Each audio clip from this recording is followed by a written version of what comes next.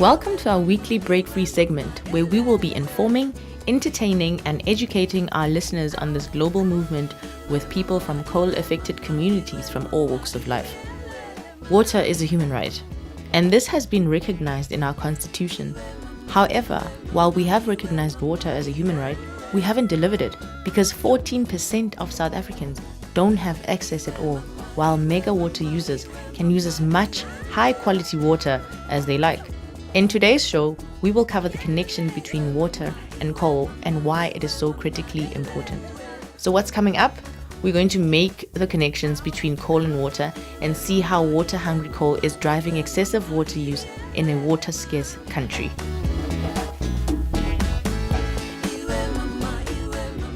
South Africa is a severely water-scarce country and is in the midst of one of the worst droughts in living memory, with the Western Cape, Eastern Cape and Northern Cape provinces jointly being declared national disaster areas.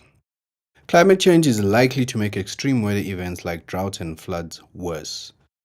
Water scarcity is an ongoing, significant challenge that climate change is likely to worsen.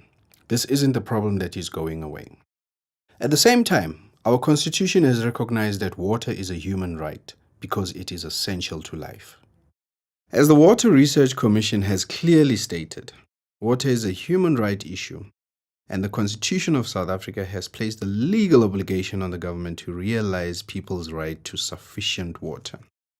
If we agree that water is fundamental to human life, then the injustice in terms of how water is distributed in the country, along with the quality of water supply, becomes clear. The truth is that we have recognized water as a human right, but we haven't delivered it because 14% of South Africans don't have access at all, while mega users can use as much high-quality water as they like. Ironically, burning coal to produce electricity is an incredible water-intensive process, with a number of serious implications for both water quantity and quality. In 1 second, Eskom uses the same amount of water as a single person would use within 1 year, based on access to the minimum 25 liters of water per day. And in 7 seconds, the utility uses nearly the same amount of water as a household would use in an entire year, based on the free basic water allocation. This means that Eskom's new coal-fired power stations and the proposed private coal-fired power stations like Thabametsi will use substantial amounts of water, putting South Africa's water resources at risk and increasing the potential for future conflicts over water. When millions of South Africans live with day zero every day because they don't have access to water, it is clear that realizing water as a human right must become a key priority of the government. This means that water must become a key part of every decision that is made by government. If there isn't water for a project, it shouldn't go ahead, because we have to prioritize that every single South African has fair access to water. An even more significant water crisis is looming in South Africa, and investing in new coal-fired power stations instead of renewable energy and energy efficiency puts all South Africans at risk. Water is not just an environmental issue. It is a fundamental issue at the very heart of justice, development, economics, and human rights. The clear solution is to make sure that water as a fundamental human right becomes more than just rhetoric. Mega water users should no longer have a license to use as much water as they like. No government department should be taking decisions that put this human right at risk. The bottom line is that water is life. We cannot live without it, and we must make sure that the people's rights to water is put first and protected. We must defend water. There are very effective alternatives to coal, but there are no alternatives to water.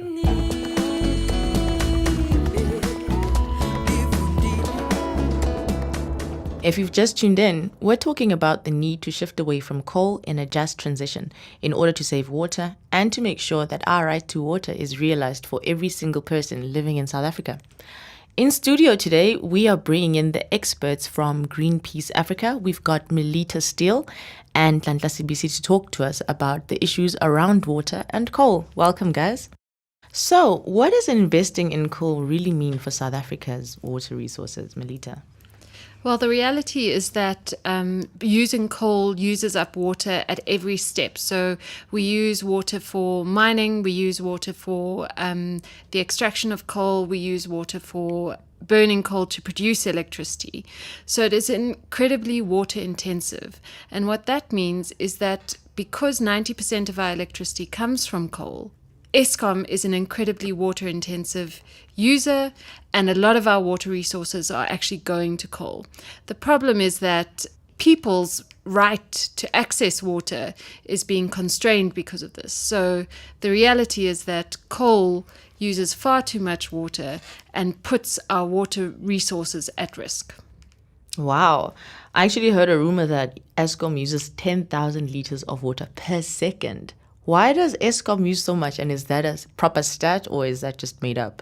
That's actually the correct statistic. And the reason for that is because almost all of the electricity that Eskom produces comes from coal. And the way that we produce electricity from coal is that massive amounts of water are actually needed to burn the coal. So the water is actually evaporated in order to burn the coal and turn the turbines, creating steam. And almost all of the electricity that Eskom produces comes from coal, which means that Eskom is the single biggest water user in the country. It's also the only strategic water user in South Africa, which means that Eskom would get access to water even if there were some kind of drought that were worse than the one that we're currently facing. So Eskom could change the water intensity of its use if it shifted away from coal and towards renewable energy. Wow, that's insane. But for South Africa, is it even possible for us to shift away from coal? I mean, you hear people talk about jobs, people talk about the economy and growth opportunities. So can we really afford to shift away? Can we shift away? That's a very interesting question, Lerato, because that's what we are talking about. We're talking about shift, and we're talking about shifting from coal. We're talking about shifting to renewables. In the instance of South Africa, we're very much aware that there's a question of jobs, and which is why we're talking about a just transition, meaning that we can move away from coal and transition into renewables. Now, if I can just give an example, as to whether it is necessary for us to actually shift from the use of coal to another technology, yes. When it comes to the use of water, for instance, one of the research that was done by Greenpeace Africa, Kusile, the current new build that we have in South Africa, power station, uses 173 times more water than you would use in wind power. To generate the same amount of energy that we are generating from Kusile. So in this instance, we're talking about being realistic in terms of the use of water. And if Kusile can use so much water, and if you would compare it to a technology like wind power that doesn't use that amount of water, then that we believe gives us a reason to actually shift. And besides, the reason why we're saying we should shift away from coal is because in the instance of coal, we know the downstream impacts of it and the effects. It's air pollution, it's water pollution, etc., etc. And we actually trying to say that we should move away from that. And which is why we're saying that it's possible to shift away from coal. Okay. And to move to renewables. All right. And what are the alternatives to coal? How much water do they use and how do they work exactly? Well, one of the best alternatives to coal is renewable energy. And when we talk about renewable energy, we're talking about something that never runs out, because you're talking about the power from the wind and the sun. And interestingly, solar PV and wind are essentially water-free technologies, which means that they use almost no water to produce electricity. And when you compare that to coal, it uses massive amounts of water to produce electricity. In terms of how they work, the way that renewable energy works is that you harness the power from the sun, and that is concentrated in solar panels, and then that energy is turned into electricity. And for wind, you build wind turbines, which are a little bit like windmills, and they use the power of the wind to turn, and that also then generates electricity. So when you look at how much water is used for coal. And it's not just Eskom. So you also have the private coal-fired power stations that are being proposed, like Tapametsi and Kaipower, that if they go ahead, they will also use massive amounts of water. And when you compare coal to renewable energy, it's a no-brainer in terms of water savings come from renewable energy. And if we're saving water, that means we have more of a chance of actually delivering water to every single person in South Africa. Which is very important. So, how are coal and climate change related exactly? Perhaps we should start with getting an understanding of what climate change is, so that we can also understand how they are related. In terms of climate change, it's a long-term change or an impact that happens on our climate environment, which is a long-term in the sense that it changes our weather patterns. And what we are seeing is that since we've been and that's from a human development side, since we've been using a lot of fossil fuels to actually generate our energy, quite a lot of research has actually proven that, with the kind of emissions that are coming out from the fossil fuels, they kind of have an impact on the environment. And that impact is what we are actually referring to now as climate change. So basically, if you look at it from the use of coal is a fossil fuel, and therefore by burning it, it actually releases emissions into the atmosphere. And that has the relationship of creating erratic weather patterns that we are seeing today, whether it's droughts or whether it's extreme weather in terms of your hurricanes, or it's extreme weathers that patterns that we are not used to as humans, and but that has been hastened by us burning fossil fuels, and coal being one of the fossil fuels is why we are saying that we actually need to stop the burning of fossil fuels. We need to stop the burning of coal, because these are the impacts that it's having on our climate system. Okay, and what is stopping us from realizing water as a human right if it has been recognized by the Constitution? I think that's an excellent question. And the reality is that we're not testing our constitutional rights. We're not standing up. We're not demanding that they are actually implemented strongly enough. And so I think the reality of the water crisis that we're facing is that we're all in this together, and access to water is critical for every single South African.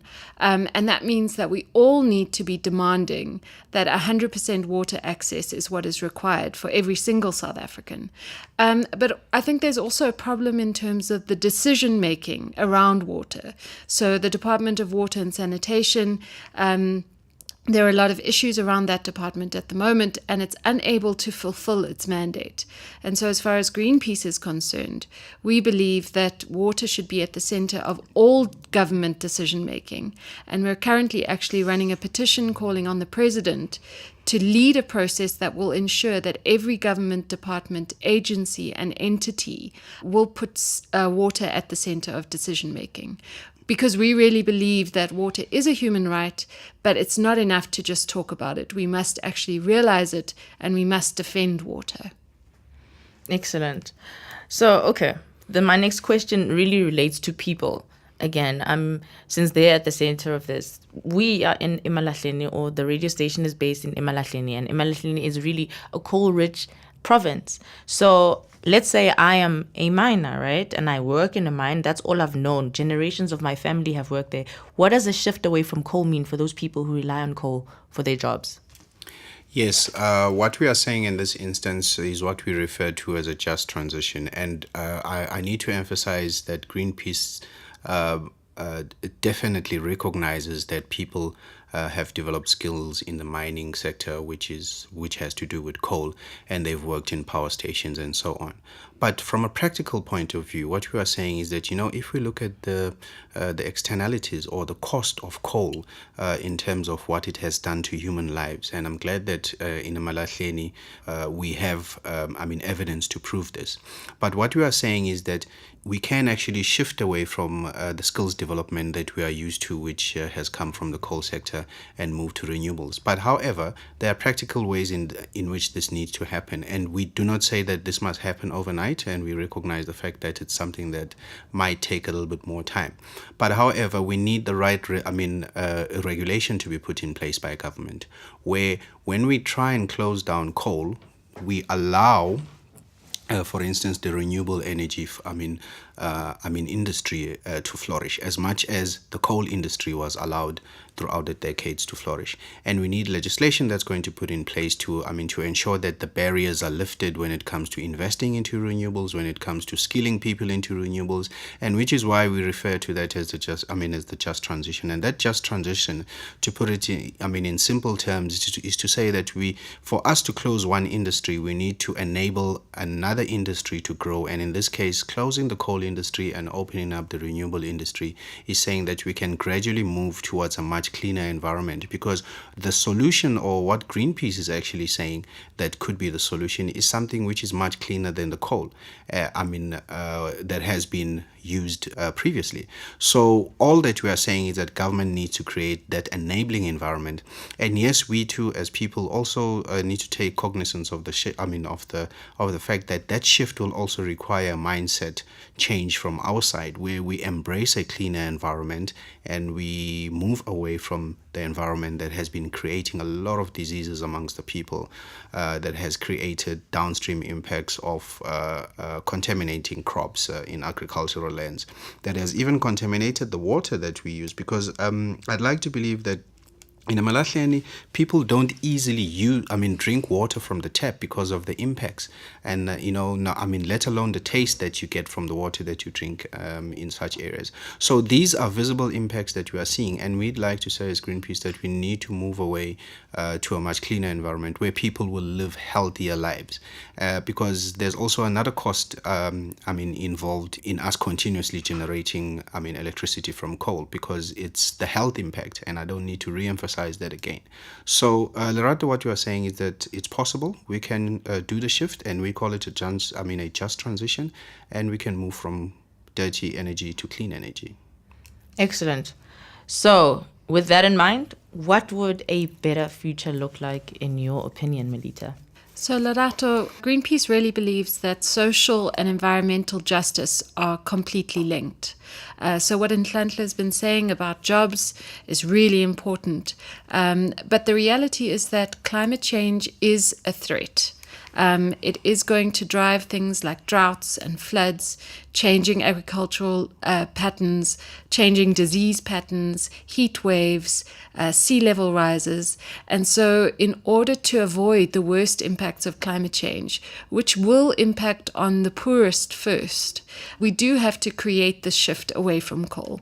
And in terms of the argument that coal is the backbone of our economy and it really is required for jobs, the reality is that just because we've always done something doesn't mean we should continue to do it. And as far as we're concerned, the benefits of acting on climate change are massive.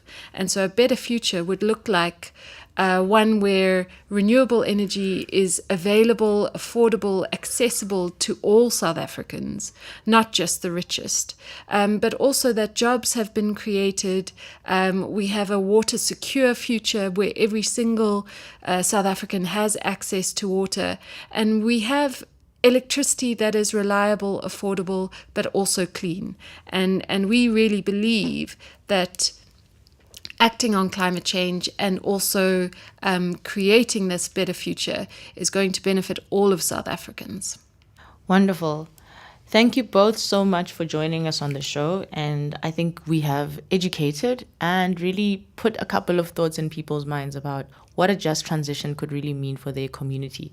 So tell us, Break Free, how do people get more information about what we are doing? How can people partake in this movement? So Break Free is a global movement. If you search anywhere online, on Twitter, on Facebook, you'll find information about Break Free. We're working in a coalition, so it's Earthlife Africa Johannesburg, Greenpeace Africa, 350 Africa, and the African Climate Reality Project. And so if you search any of those organizations, you'll find more information about what Break Free is, which is really a global movement pushing for a shift away from coal and other fossil fuels across the world. Wonderful. Thank you very much. So, water as a human right. What does that mean to you? How does it translate in your environment? Like we said, this show is really about what communities are experiencing, what communities want to talk about in terms of how coal affects them in their personal lives. So, call us. Tell us what your experiences are. How do you use water? What is the water like in your environment? What changes have you seen since the coal mines have arrived in your area? We're waiting. Thank you. Thank you for tuning in to this week's episode of the Break Free segment. Tune in next week for more on coal-related issues and Break Free movement, and we look forward to your participation.